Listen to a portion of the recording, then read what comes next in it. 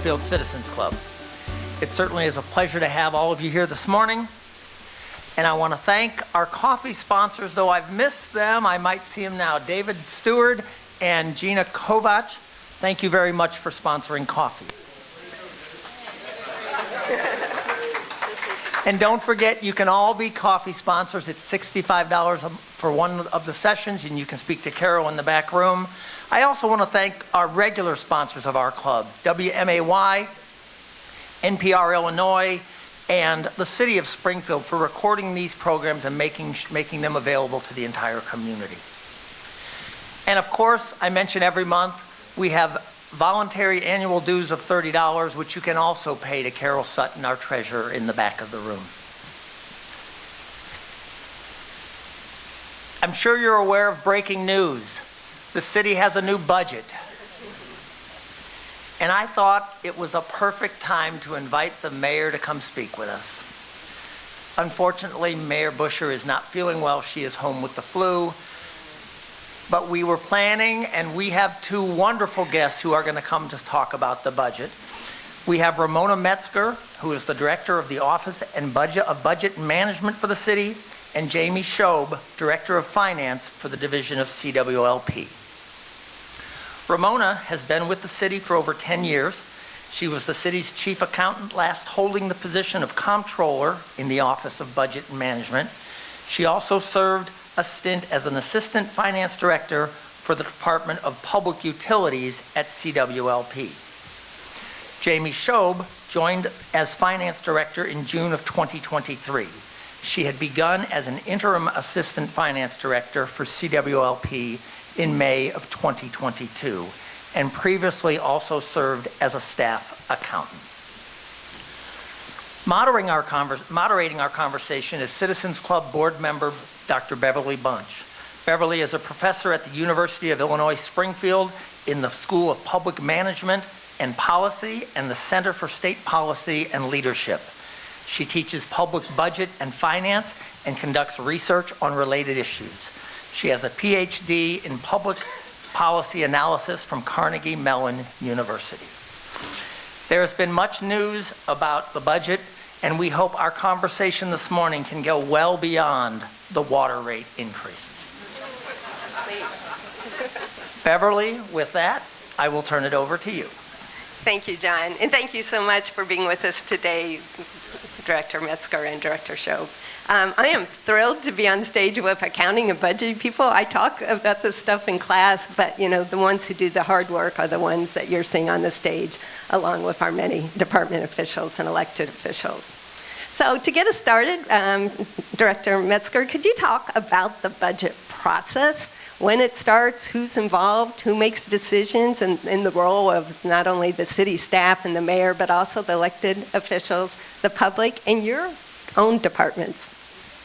So in mid-October, well, actually, I guess it was closer to the beginning of October, the budget staff, and they were all new. I was able to assemble some fantastic staff that one started in July, the other had been an intern, and he's full-time, and then I had a budget manager start the end of October. And by mid-October, everything had been entered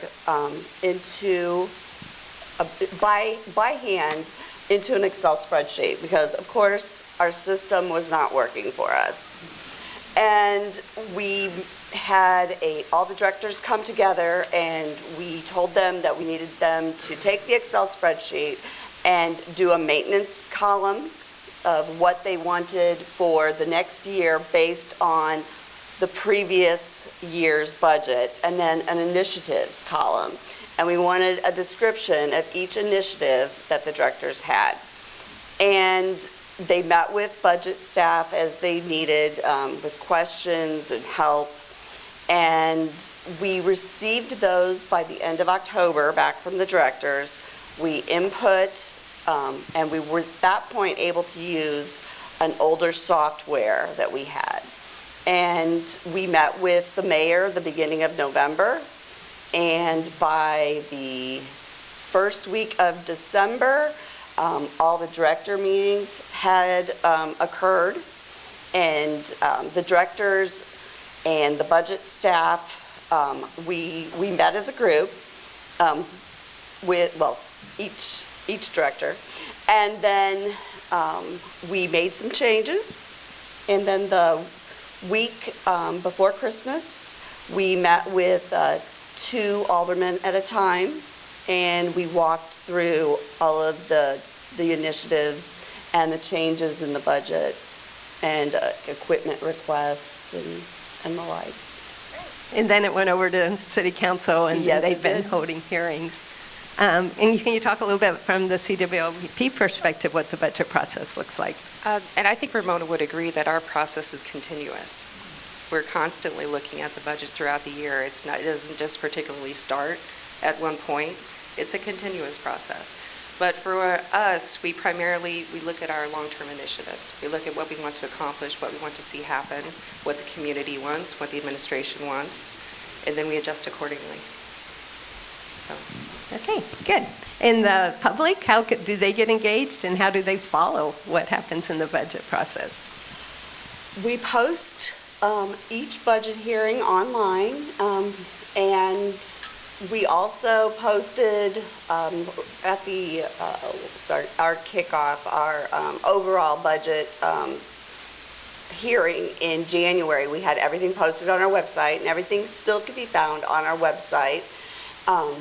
And there's audio out there as well if anyone wants to go back and listen to it. And we hold budget hearings, and the public can always come and speak at the end of meetings, council meetings, and committee of the whole, and they do so. Everyone is limited to 5 minutes, so make sure you keep it in practice. The public can always just call. If there's, or send an email. The public engages through their alderperson as well, do they not? Yes, It's they do. continuous involvement. Continuous. Right. They direct their Thank questions you. to the mayor. Sure. Yes. They direct them to the mayor, they go through the administration, they go through their alderperson. Sometimes they call us directly. Great, thank you.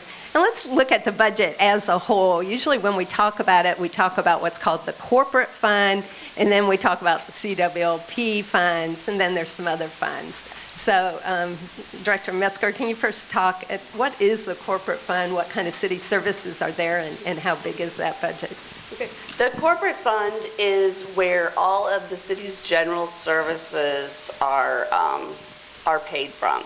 So that is where the revenue, the sales tax, the property tax that we receive from the county, all of the grants that have to do with the fire department, public works, and that would be like their service, their garage services, their street services. It's not, there's also with public works, there's the cemetery, our parking ramp, and also our sewer, and those are separate funds. So, and it includes the fire department and the Office of Budget and Management, all the administrative offices, the mayor's office, human resources, the treasurer's office, the clerk's office, the city council. All of those are part of the corporate fund. Thank you. And how about CWLP, City Water, Light, and Power? Without turning this into an accounting class. I think I it's wouldn't important. mind. No, I know you wouldn't mind, but we don't want to bore the crowd. It's too early in the morning. So they would definitely mind. I think it's important to make a distinction just for the public's understanding between an enterprise fund and a corporate fund.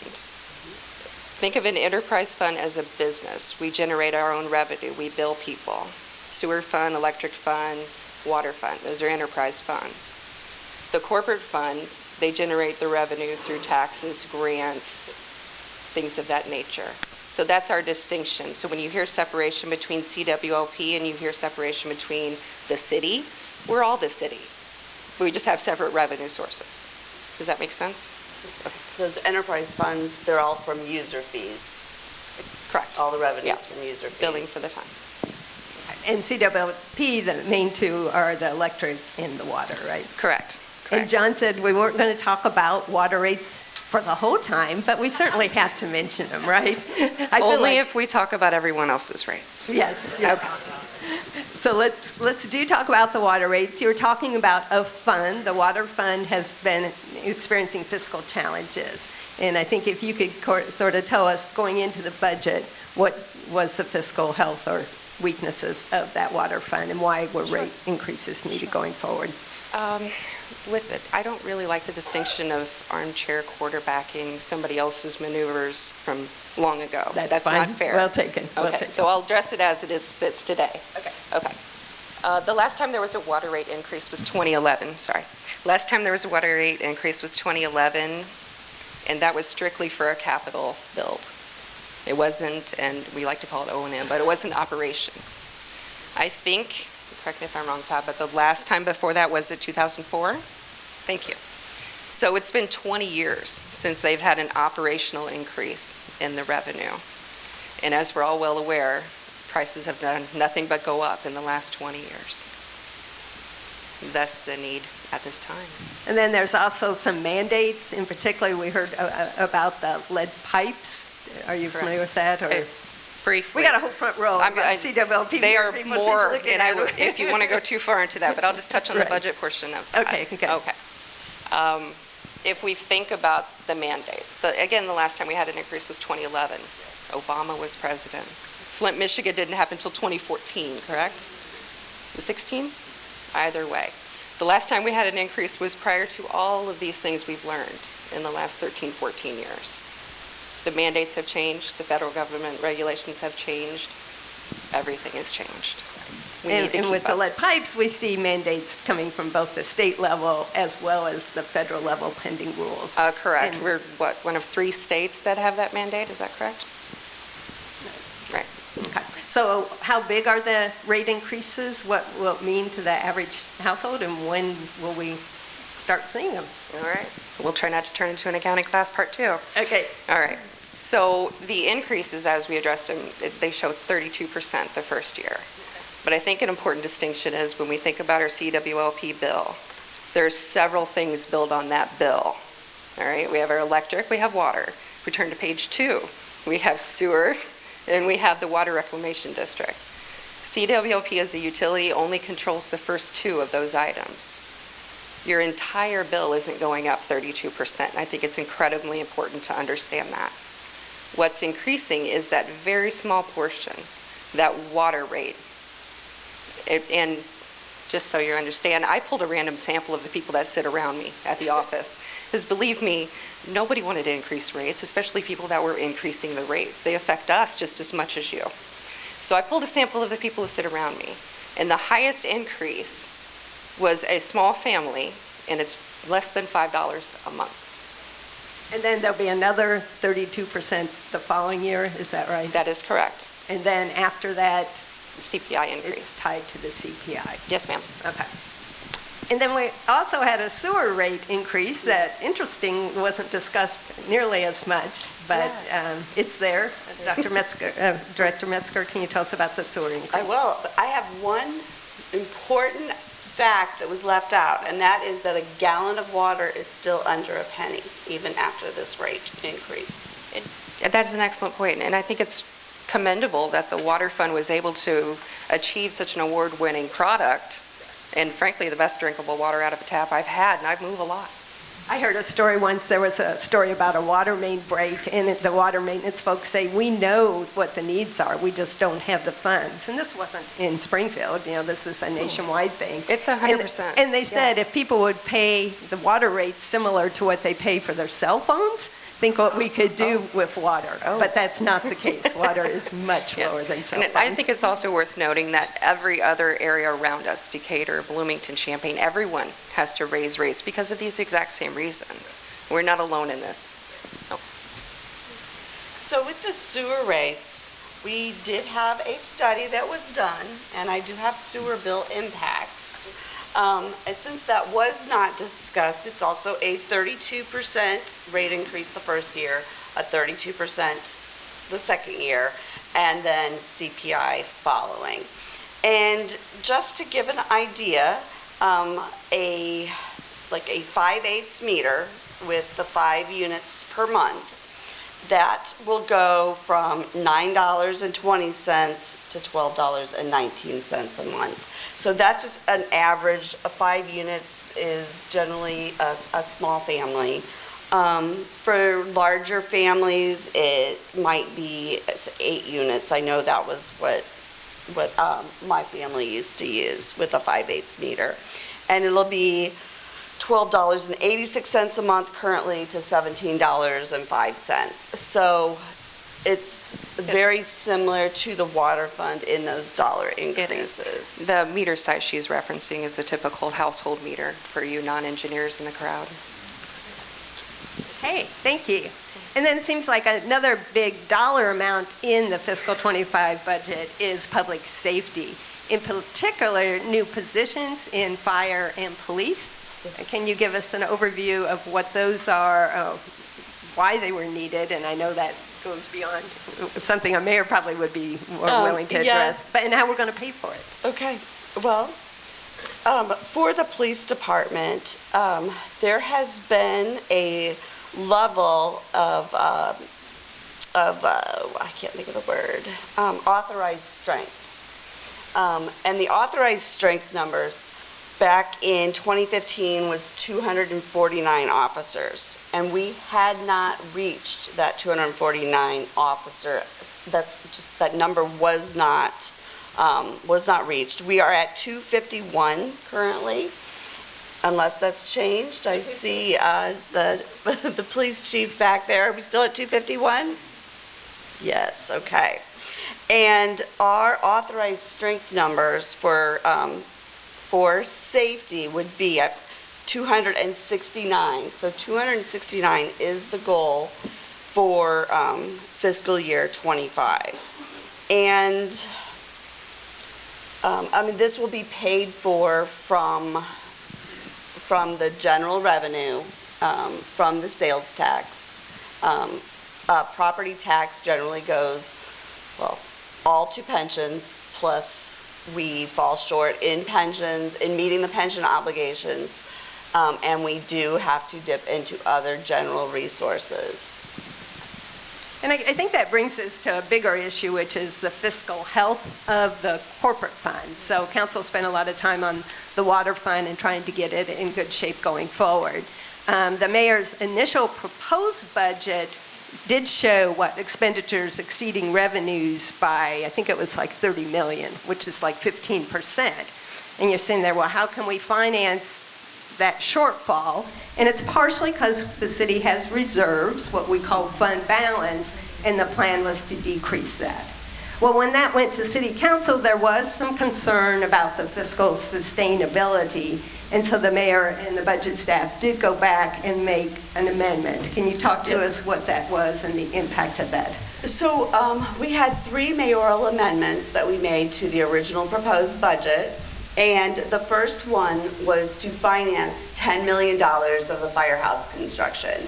The city is building 3 new firehouses. $7 million of that build is coming from ARPA funds. Those are funds that we received from the federal government with COVID. It's the COVID state and local fiscal recovery funds. And the city of Springfield received $33.8 million, which has been spread across various one-time projects.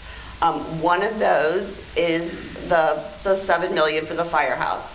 The additional estimated amounts for the firehouse builds, that $23 million, was budgeted to come out directly out of the corporate fund. So we are taking $10 million of that, and that was budgeted for fiscal year 24.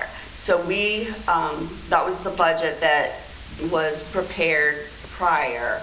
And I don't know, I would have think that they would have also, the previous administration would have also have possibly bonded. We are going to take $10 million of that, and we're going to bond it instead of it being that one-time expense, instead of draining the fund balance down. So we will finance that over a number of years with general obligation bonds, and we are also going to do, it was our second mayoral amendment, almost $3.5 million of equipment, and we will do direct financing with that as well. And the financing, the payment of the debt service, it will come from two other funds, they're capital funds. They get their revenue from the general fund, and it's set in code that 2% of general fund revenues are transferred to our capital improvement fund.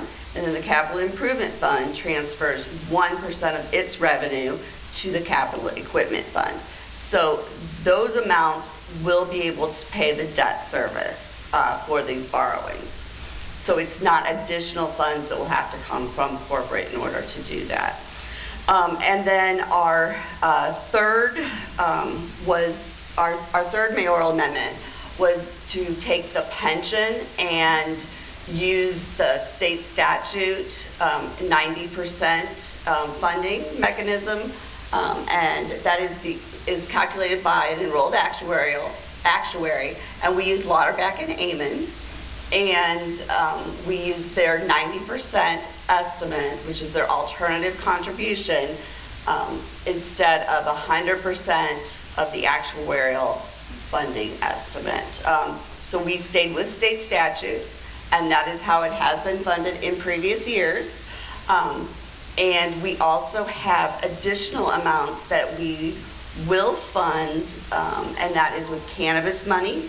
50% of the cannabis funds that are received do go to the police and fire pensions. And we also have our pilot that we receive, which is payment in lieu of taxes, and we receive that from our electric fund. We also receive from the water fund, but that has been suspended until they're back on their feet. But if our fund balance is greater than 20%, then there is I believe it's 0.067% of the pilot that will be transferred to the pension funds. Now we're turning it into an accounting class. You know what these women dream about at night? Everybody's Numbers, numbers, and more numbers. Everyone. Okay. I'm sorry. I'm an accountant by nature. I can't help it. It's reassuring to have someone who loves numbers in the position both of you are in. So that 90% funding, the state mandate, that's to be 90% funded by 2040. Yes, that's So by I don't know 2040. if you've seen the graph that the budget office shows every year. It's just those costs just keep going up and up. And as she said, all of the property tax revenues are not sufficient to cover those pensions. And so this year they've done what the actuaries advised them to do, which hats off to them. But the future still looks challenging in terms of those increases. The assets do continue to increase as well. Yes, So yes. we have to keep Keep that in your eye mind. on both the assets and the liabilities. And then even with the mayor's adjustment, and I think that council members welcomed that amendment, there still is expenditures exceed revenues. Is that right? Going in the budget that was passed, and that again will require some drawdown of the reserves. Can you talk a little bit about that? So we have $183 million in revenue that is expected in fiscal year 25. And then we have total expenditures of $196 million. Now that does include ARPA, which is the state and local fiscal recovery funds. All of that revenue is being held, sorry, it's going to be like accounting, in an unearned income account on the balance sheet. And as we utilize those expenses, we transfer those out. So this fund will transfer those to the water fund, to the sewer fund, to the other funds. So part of our expenses are those transfers out. We will recognize the revenue for the ARPA, which is included in that $183 million. We have an estimate of just over $12.5 million of those ARPA grant funds. And so that 196 does include $12 million in transfers out, and that will leave us unfavorable about $13 million. And our ending fund balance for the corporate fund, we are estimating it to end at $47.6 million, which leaves us with a fund balance percentage of expenditures of 24.2%. So to put 24.2% into perspective, the General Finance Officers Association, they recommend a best practice of 2 months of expenditures be in the fund balance reserve. That would be just over 16%, and we will be at a 24.2%. So our fund balance is healthy. So it sounds like, for now, we do have enough reserves to draw down and still leave us enough in case we have a pandemic or a derecho. I can't remember how to Going say with that the word. storm. The They just call it the storm. Thank you.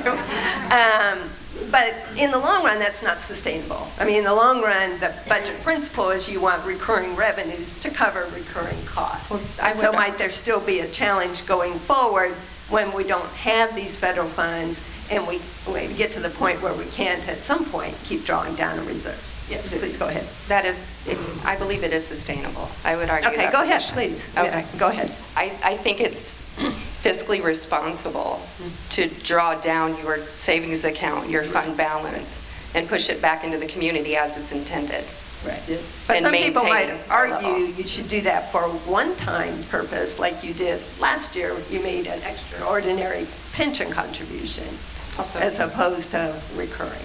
But I agree, No, I take that your nobody point. wants the government taxing them and having all these funds just Correct. sitting there not Correct. pursuing the mission of the government. So your point's well taken. Thank you. Go ahead. So we like to debate these I things. know. Go ahead. But I do talk with my students, there is a point where fund balance is too high, Also and then correct. you need to invest in Yeah, in we programs. maintain a fiscally conservative operation. It's our director. Okay. The other thing I liked that the budget office did was showed out years. And, that really is a movement in budget now, not to just focus on the current year, but what it looks like going out. And you have those figures for Yes. what the general fund, can you share those, what it'll be, okay. look like in the next couple of years? So just focusing on that fund balance percentage, in '26, our projection will be at 20.7%. And going out to '27, it does fall to 13.5%, and we'll have to figure out what we're going to do at that time of what changes we make, or there's a lot of unknowns with revenues. Our sales tax does continue to climb. You pursue grant funding. You go after that. We definitely pursue grant funding. We have 37 federal grants and 15 state grants, and out of those grants, the state grants, about $25.4 million is what we had a year ago, and I expect it to be similar for this year. And out of the out of the fiscal year '24, the 15 state grants, those were about $10.6 million. And we have not ended our fiscal year yet, so these are very preliminary numbers that the accounting department has started working on. And I should point out, it's not unusual for that years in most governments to show deficits. It's just a heads up to the community and the government that when we make demands for services from our government, then at some point we're going to have to make sure we're willing to pay for those services. Very good point. The other big thing in the budget is the capital budget, these major projects, whether they be water or wastewater or roads or the electric utility. Can you talk a little bit about the capital budget? Are there earmarked funds for that? You mentioned a transfer, and how did we decide which projects to do? So each department director, they have a capital budget. Public Works, Fire Department, they've developed one to try not to have all of the engines and rigs purchased in the same year, to spread those out over a number of years. Police cars, it's the same thing. We're trying to spread that out, and that was actually started in by the previous budget director, where we would go out for direct loans, and with these loans, we go before council, get approval for the loan, and then we would have our equipment purchases come out of those. And we would generally about 7 years for payments of the debt service. And so I do see like public works departments, they have multi-years identified. Yes. Director Shope, could you talk a little bit about the capital planning process within CWLP? Sure, I talked about the process as a whole. Generally, we like to look out 5 years in the future. And of course, mandates change, rules change, administrative goals change, everything changes in 5 years. So when you cross maybe year 2 or 3, it gets a little bit more variable, correct? All right. So when I look at it, I like to look at the immediate term, our first year goals. And that is our initial plan when we start our budgeting process. What big projects do we need to do this coming fiscal year? And then we budget accordingly. And then we look at our next year after that. And we say, all right, maybe we can't get everything done this year, so we'll push a little bit that we have to, for whatever reason, back to the next year. And we can't do that too long. But for the initial 2 or 3 years, that's how we plan. And so a lot of cities do what's called a capital improvement plan, where they look out 5 years and show the projects by year, Right. pretty much what you're describing as CWLP, as well as the financing sources. And they do it citywide. So it sounds like we have a lot of the components. Is there any talk or possibility of doing a citywide multi-year capital plan? We have not discussed that yet, but I'm sure we will be doing that. Yeah. Go ahead. Well, it wouldn't be too hard to do, accountant. We could We build a have little all the Put workbook. one out this afternoon. We have all the components, We so. do, we do. But We fold them all together and look at them as the budget as a whole. So it is done, it's just not a formal report that I guess the public would see. You see the individual pictures. I think that would help, in terms of the public understanding what's coming, what projects are out there, and the timeline for projects. A lot of times we hear about projects and then we don't know, where they are. They're variable upon the funding, right? Some of those are, like, I don't know, wish lists as well by That's directors. correct. That's correct. There were plenty of requests that were made by directors that our mayor did turn down.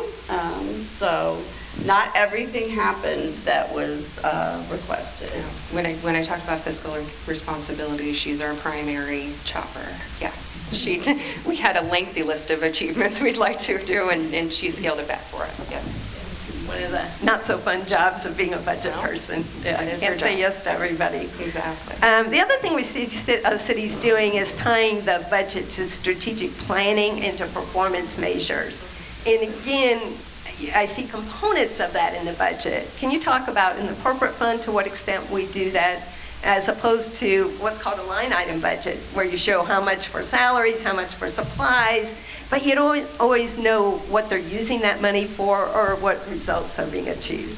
So within the corporate fund, we do have some of that. It's mainly with our grant projects, because all of our grant projects, they're tagged.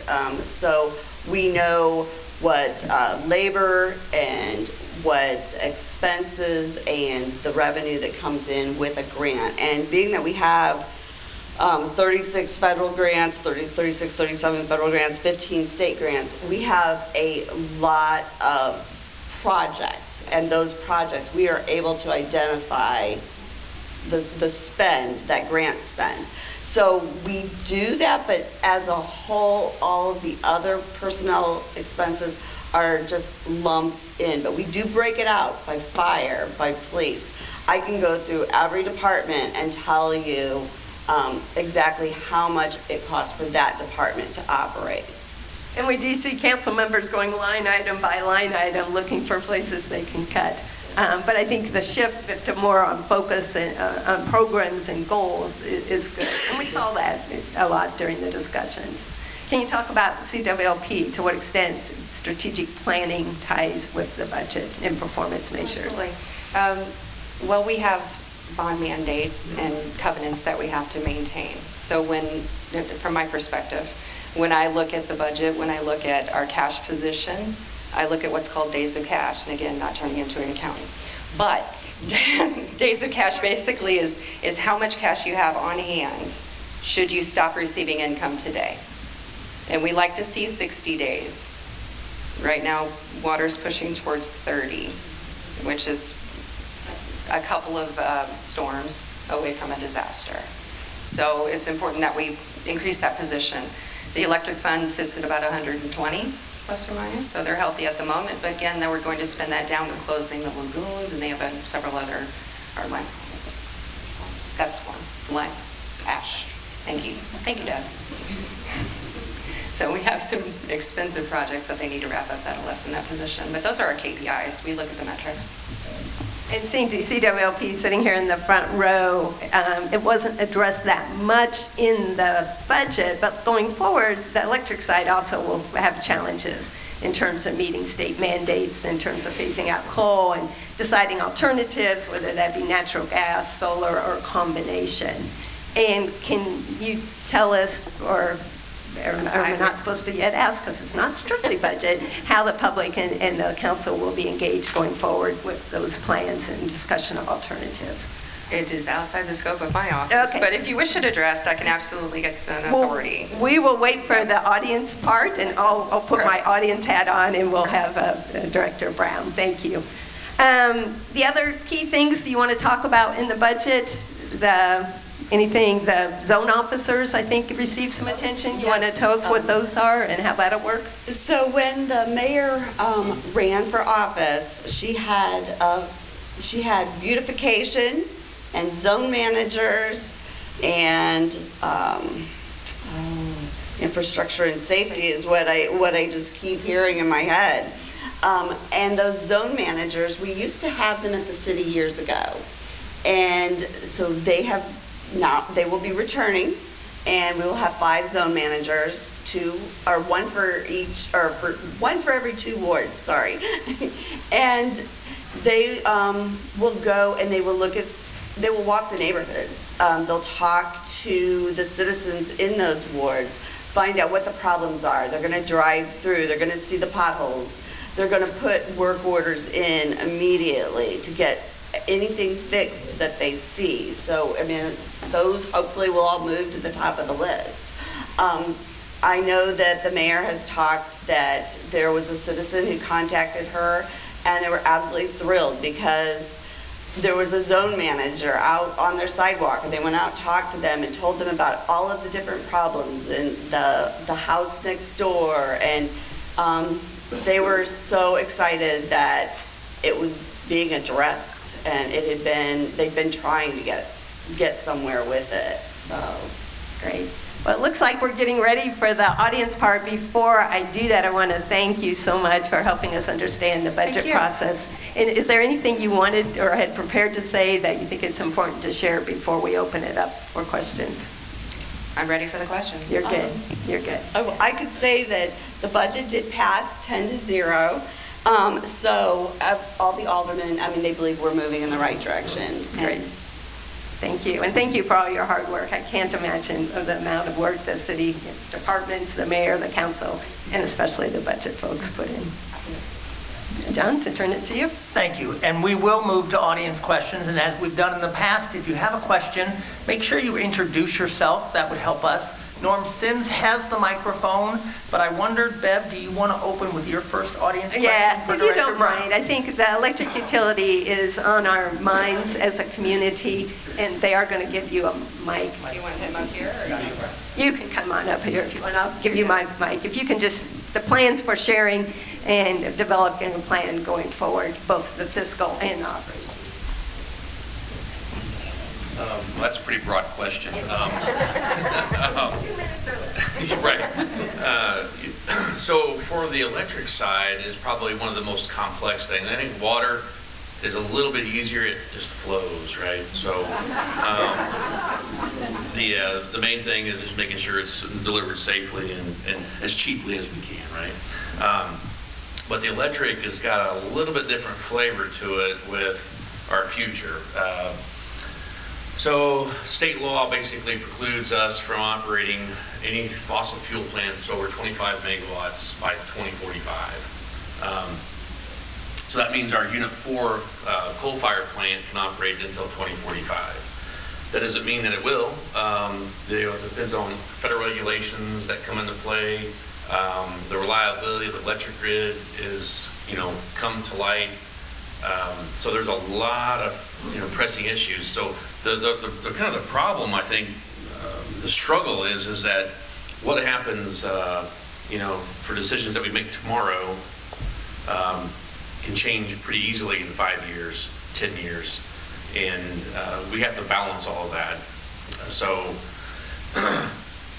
when looking at that, we did an integrated resource plan a few years ago, and we wrapped that up in about 2020 or 2019 timeframe.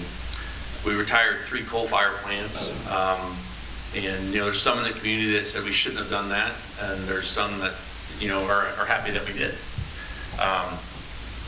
But the fact is, those plants are were aging, and putting more money into them, it was becoming more costly. And at that time, it made economic sense. Power prices rose in 2022. Unfortunately, that year, if we would have had those 3 units, we would have made some money, for our citizens and to pay for other infrastructure needs. When it comes to 2023, those 3 units would have lost money. So it's hard to predict what the market's going to do and the outcome. But as a part of that process that we looked at, I think the IRP recommended back then it was 2 megawatts of solar that we should look at building. We kind of went beyond that. We started looking at our portfolio in the long term of what would be the best fit for us, for our needs, with our generation that we have and our load profile. And so we started pursuing 100 megawatts of solar. It was a large solar farm. There was one that was going to be built south of Chatham. We were in negotiations with them, and things kind of fell apart during COVID. Prices started increasing. The cost of solar is now, in today's market, it's about $60 to $70 per megawatt, compared to the market prices that we can get throughout the year for an entire year is about 45.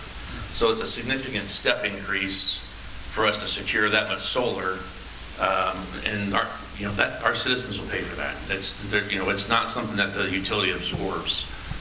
There's no magic pot of money that we have for something like that. So we have to take that into consideration, but we are continuously looking at some of these like vendors, I guess you say developers that are coming to us with projects for renewables, and seeing if we can get something that's a little bit more economical. And then once we do that, I think that's the time that we can really have a pretty good debate on that. It's beyond the scope of the utility itself to set mandates, say that we need to have an X% of renewables in our portfolio. That's more of the city council and at their level versus the utility. We follow that direction, whether it's state law, federal law, or local ordinances.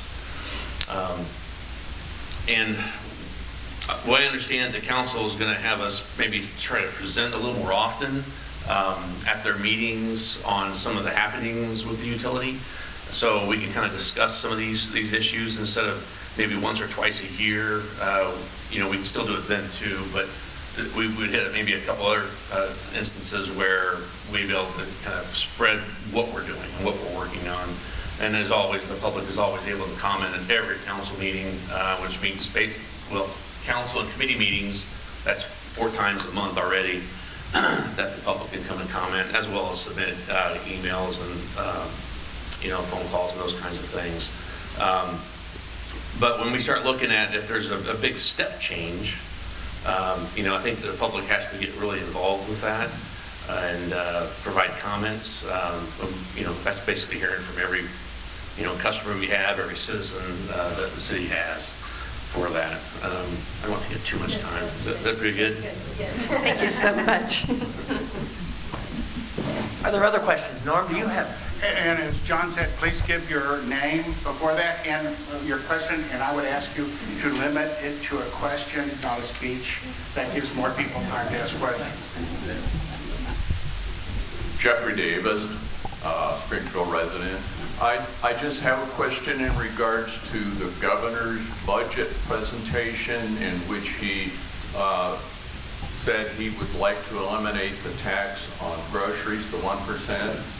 And so if so, how how are you planning to make up that difference? And I'm also wondering if perhaps property taxes might go up. So I'm hoping when I get back to the office that that the staff that is there has been able to work through the numbers that were provided late yesterday from the Department of Revenue, so that we're still trying to calculate what that 1% is. The way that it's provided by the Department of Revenue, it comes in as a lump sum, and we asked for the specific low tax rate revenue, and they were unable to give it to us in the format that we needed. So they have provided multiple numbers, and we need to calculate that. I do know that the city of Peoria, their calculation, I believe, was just over $4 million in lost revenue. So I would expect ours to be a little higher than that. We have not discussed raising property taxes. There's been no discussion of that.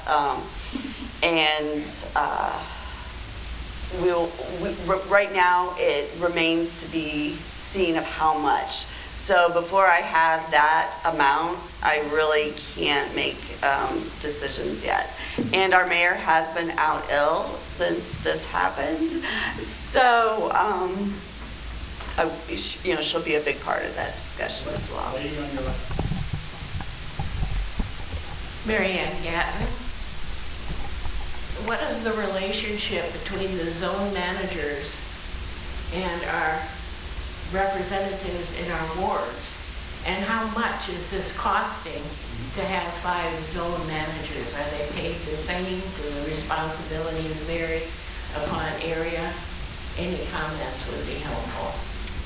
Okay, and I may have to have Director Fuchs. I had seen him. Okay, there he is. So the zone managers will be working with their respective aldermen or alderpersons, alderwomen.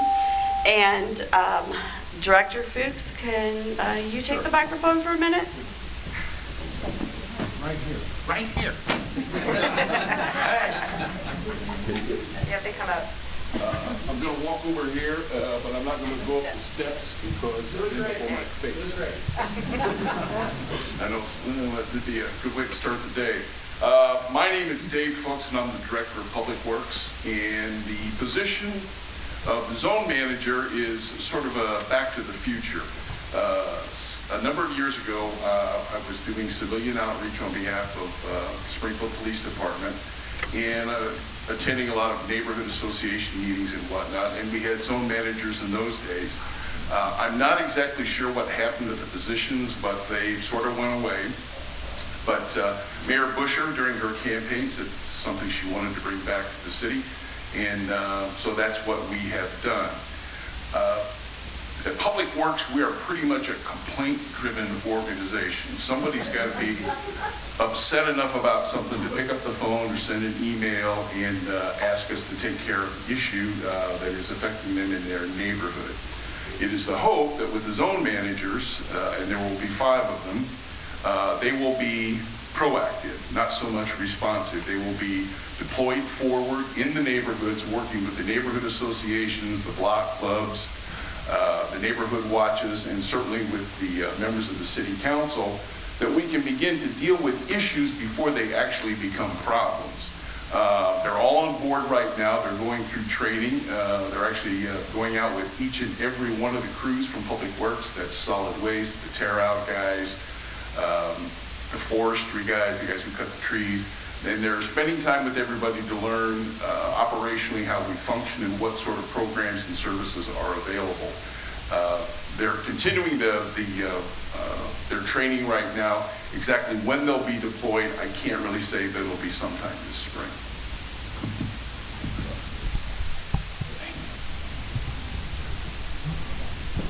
Do I see any more hands? Back to your right. Your left. Good morning, Kent Gray. from Leland Grove. By the way, my dad gives greetings from Mexico this morning. He says he'd love to be here, but not that much.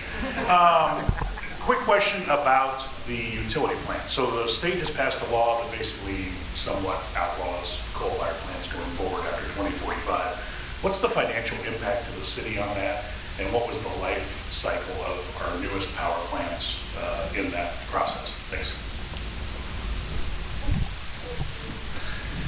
Well, the financial impact, that's going to be kind of hard to say because that depends upon where power prices go. So as I was talking about with renewables, we're already looking at 100 megawatts to replace Unit 4. Again, that's 20 years away, basically, right? So it's kind of a long-term item out there.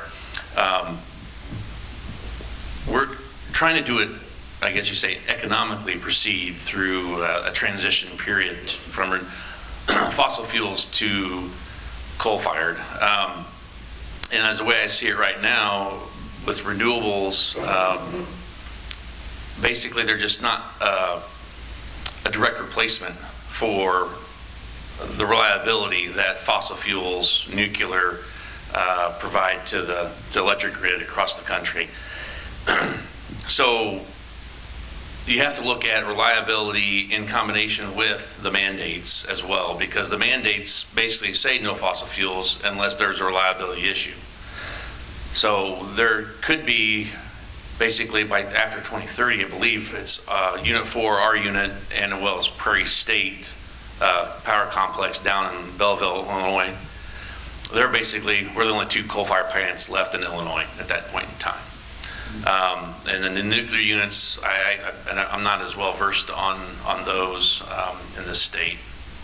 So I see that there's going to be some wind change, I guess you say, in the future, from my point of view, as costs continue to rise and escalate, and people, your utility bills are going to go up. There's no doubt about it, and there's nothing we can do about it, because that's at the state level, it's at the federal level that are imposing those rules upon us.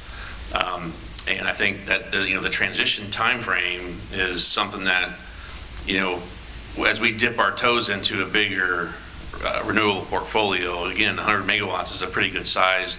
That takes about 746 acres of prime farmland, just for that. The capacity values, that's for energy, that's 100 megawatts, but the capacity value is another component that makes it a little more complex to talk about. And it's required basically from the regional grid operators that we have to have a certain level of capacity, which is kind of like the right to generate power, more or less. So those values, though, for 100 megawatts of solar, recently they were about 50% of that value. So basically, in order to get 100 true megawatts of capacity, we'd have to build 200 megawatts. The value of that capacity is being devalued, because the more solar you install, the value of that becomes less. And the future, the near future, MISO tells us it's probably more of about somewhere between 15 to 25%. So now you're talking about building even more renewables and taking up more farmland. So at some point, and that's just for our one plant, right? Imagine doing that to replace all the fossil fuel plants in the state. So there's a lot of crossroads that are out beyond our control when we start looking at that. So I don't think there's a clear path of saying, okay, we're just going to start marching towards all the renewable replacement right now. I think you would be, we would be oversupplying then at that point. Our bonds for Unit 4 will be paid off in 2040. So essentially from 2040 to 2045, we'll be debt-free with that to be able to do a transition at that time, if not a little bit sooner. I mean, I'm sure we'll be building things over the next 20 years as we transition to basically, without coal, a life without coal. The other parts too is that there's other moving pieces. Maybe the coal mine won't be able to operate in 10 years. Maybe, again, the federal government writes regulations that we have to be carbon-free completely in 10 years. So there's a lot of rules out there that we just don't know what's going to happen exactly. But what we don't want to do, though, is create an environment where we jump too far into it and drive up our costs for our customers to where they can't afford it. So I think we need to be very protective of that. And that's going to be a primary driver along with the reliability piece. Reliability has to be key. And without Unit 4, we can't protect Springfield. When the sun doesn't shine, the wind doesn't blow, there's nothing else. Batteries aren't going to save us. It's not there. The technology's not there. The amount of batteries you would need to supplant the reliability piece would be enormous, and it would be non-affordable. Okay. We have a question, Center Court. Yeah, Chris Richmond, Springfield, Director Metzger, this one's for you. Earlier you mentioned the 4% cannabis tax, and 2% of that, of course, goes into police and fire pensions, and 2%, not 100% sure where that goes. But can you speak to that? We've been collecting those taxes now for 3, 4, 5 years. Is there some upward trending on that? And what do those numbers look like? So I'm not able to share actual numbers because we have 4 owners, and until we have 5 owners in the city, it's proprietary information. The financials are not public. So the monies seem to have leveled off. Let me think, let me go back and think about cannabis here. So the monies have leveled off. As we get new dispensaries in town, it's not that the revenues are going to increase from those dispensaries. It's really just spreading out the retail to a new dispensary. So, is that good? That's it. I think we have time for one. One quick question, one more. Jill Steiner, we talked about the residential increase on electric or water, but what about the commercial? Is that rate also 32%? And I think earlier asked, when does that start in terms of that? Because the commercial and working with economic development on companies who may have trouble being able to maintain that or having to come into this community with a higher water rate. It is the same increase. It is 32%. It does begin the beginning of the fiscal year, March 1. So I can say that if any small business, any business period is having any issue with the increase, I encourage you to reach out to the commercial office. They have levelized payment plans. They have energy audits we can do. We can come to your business and try to help you in that fashion. There's a lot of resources to be had. So, John, I've been notified that the other half of the cannabis money goes to pensions. Is that correct? Oh, Yes. yes, it does. Yes, it does. Thank you. I want to thank the audience for questions. They were wonderful. And I need to say, Ramona and Jamie, outstanding. oh, thank you. I'm sorry the mayor could not join us, but you were perfect.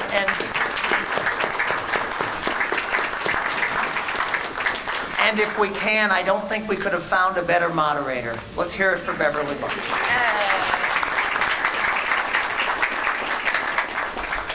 Our next Friday program will be March 22nd, and will feature a discussion with high school seniors from Springfield High School, Southeast, Lanphier, and SHG. Harrison Gray, District 186 student board member, will facilitate that conversation. I welcome you all to join us as members of the Generation Z share their views on the Springfield scene. Thank you very much, and have a wonderful day.